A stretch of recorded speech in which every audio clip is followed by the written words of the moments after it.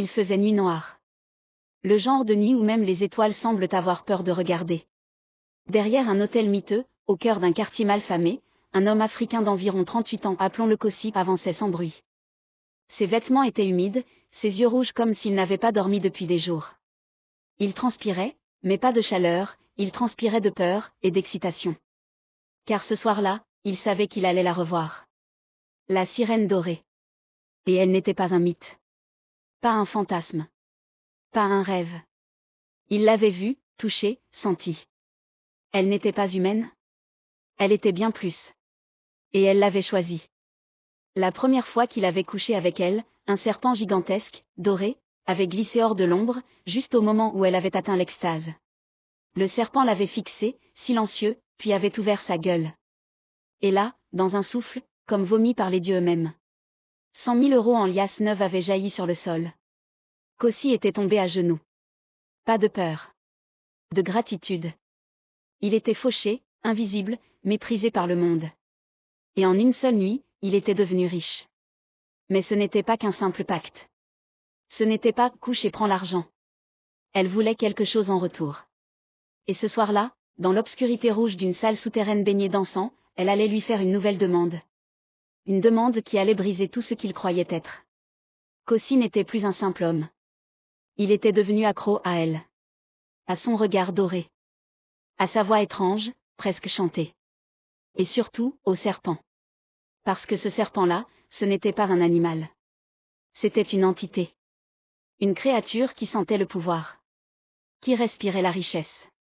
Chaque fois qu'il faisait l'amour à la sirène, le serpent apparaissait. Et chaque fois, il crachait plus d'argent. Un jour, c'était 100 000 €, une autre fois 200 000 €, une autre des pierres précieuses qu'aucun bijoutier n'osait estimer. Mais cette richesse avait un goût étrange. Comme si elle collait à la peau. Comme si elle n'était jamais gratuite. Et puis, elle parla. Dans cette chambre obscure, où les rideaux étaient faits d'écailles et le lit recouvert d'un tissu vivant qui respirait doucement, la sirène dorée posa sa main froide sur le torse de Kossi. Tu as assez reçu? Maintenant, tu dois me donner. Donner quoi? Ton sang. Ton nom. Et, ta lignée. Kossi eut un frisson. Ma lignée? Ta femme. Et ta fille. Un silence. Un vide. Il n'avait rien dit à sa femme. Rien du tout. Elle croyait qu'il bossait dans une société de sécurité. Il partait souvent tard. Il revenait avec des cadeaux. Des billets. Des robes. Un iPhone. Tout ça, c'était le prix de ses silences. Mais maintenant, la sirène voulait plus. Elle voulait du sang lié. Une offrande. Un sacrifice familial. Tu ne peux pas reculer, dit-elle en approchant sa bouche surnaturelle de son oreille. Tu m'as pris l'or, maintenant tu me dois l'éternité. Kossi rentra chez lui cette nuit-là, le regard vide, les poches pleines, et le cœur déchiré. Il avait 7 jours pour choisir, perdre la fortune, ou sacrifier sa propre chair. Et c'est là que l'histoire tourne au cauchemar. Kossi n'avait pas dormi depuis 2 nuits. Il tournait en rond, le regard figé sur le plafond, alors que les billets débordaient de ses valises. Sa femme, Émilie, ne comprenait plus son comportement. Elle le regardait avec inquiétude. Et leur petite fille, Jada, 7 ans, ne cessait de lui demander. « Papa, pourquoi tu pleures la nuit ?» Mais Kossi ne pouvait rien dire. Il avait une mission, choisir entre l'amour et la fortune. Entre le cœur et l'or. Et la sirène attendait. La 6e nuit, alors que le vent hurlait comme une plainte venue des profondeurs, la sirène lui est apparue en plein salon. Pas en rêve. Pas en vision. En vrai. Les murs tremblaient. L'air était chaud. Et le serpent doré glissait lentement derrière elle. C'est ta dernière nuit, Kossi. Je peux pas. Pas elle. Tu veux être pauvre? Tu veux que tous les billets disparaissent? Que ta fille tombe malade demain? Que ton nom s'efface des mémoires? Kossi sentit ses jambes trembler. Son âme se fendait. Il était prisonnier d'un pacte qu'il avait lui-même signé sans lire. Mais alors qu'il se dirigeait vers la chambre de sa fille, un détail changea tout, elle dormait avec un dessin dans la main. Un dessin de lui, elle, et sa femme. Tous les trois, souriant, devant une maison avec un grand soleil. Et sur le toit, il y avait écrit en lettres maladroites. Papa est un héros. Ce fut comme un coup de tonnerre dans sa tête. Il recula. Ses jambes frappèrent la table basse. Et il tomba. Non. Non. Prenez-moi, prenez ma vie. Mais pas elle. Pas elle, hurla-t-il. Mais la sirène ne voulait pas son âme. Elle voulait la douleur. Elle voulait le sacrifice, pas l'abandon. Et à cet instant, le serpent bondit, mais vers lui. Kosi hurla. Son torse s'ouvrit comme un fruit mûr. Le serpent s'enroula autour de son cœur. Et l'argent commença à pleuvoir partout dans la maison. Émilie se réveilla. Jada cria. Mais le salon était déjà inondé de liasses de billets et de cris venus d'ailleurs.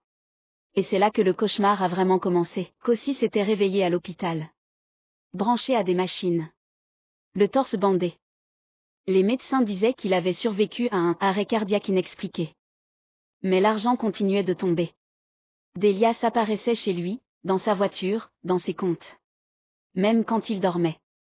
Et chaque fois que l'argent coulait, quelque chose disparaissait.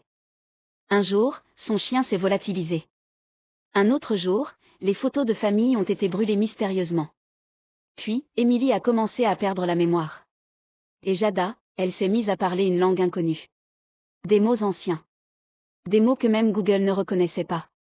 Kosi savait, le serpent doré était toujours là. Et la sirène aussi. Une nuit, il la revit.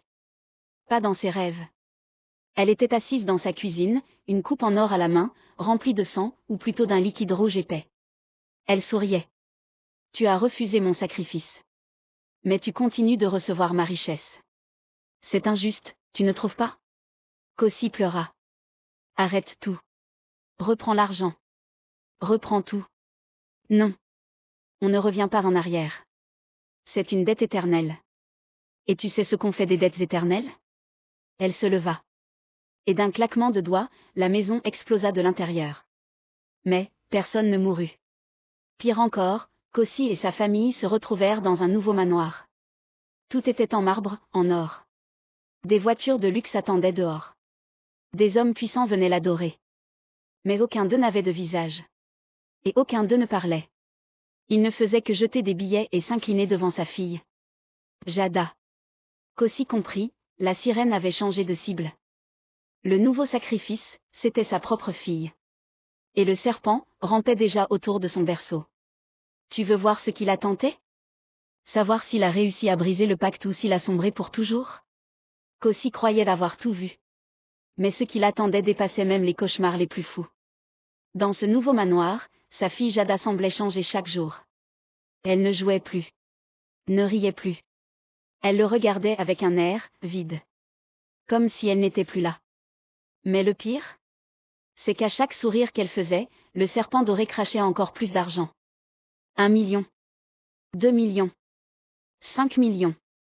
Kosi n'avait même plus besoin de bouger. L'argent tombait. Mais sa fille disparaissait. Il a tout essayé, prêtre, sorcier, exorciste, pasteur, sacrifice, incendie de la chambre du serpent. Mais rien. Un soir, alors qu'il priait dans la salle dorée, la sirène est revenue. Elle portait une robe faite de lumière et d'ombre, sa peau luisait comme de l'or liquide, et ses yeux? Ses yeux étaient ceux de Jada. Tu n'as jamais compris. Ce pacte n'était pas pour toi. C'était pour elle. C'est elle qui m'a appelé. Toi, tu n'étais que le pont. Kosi hurla, se jeta à ses pieds, la supplia, proposa de mourir à la place de sa fille. Elle sourit. Tu veux la libérer? Il reste une option. Tu me fais un dernier plaisir? Une dernière nuit. Et tu choisis, ou bien l'argent, ou bien sa liberté. Mais attention, les deux ne sont plus possibles. Et cette nuit-là, Kosi accepta. On ne saura jamais ce qu'il a choisi. Le lendemain, la maison entière fut retrouvée vide. Pas de corps. Pas de traces. Pas de sang.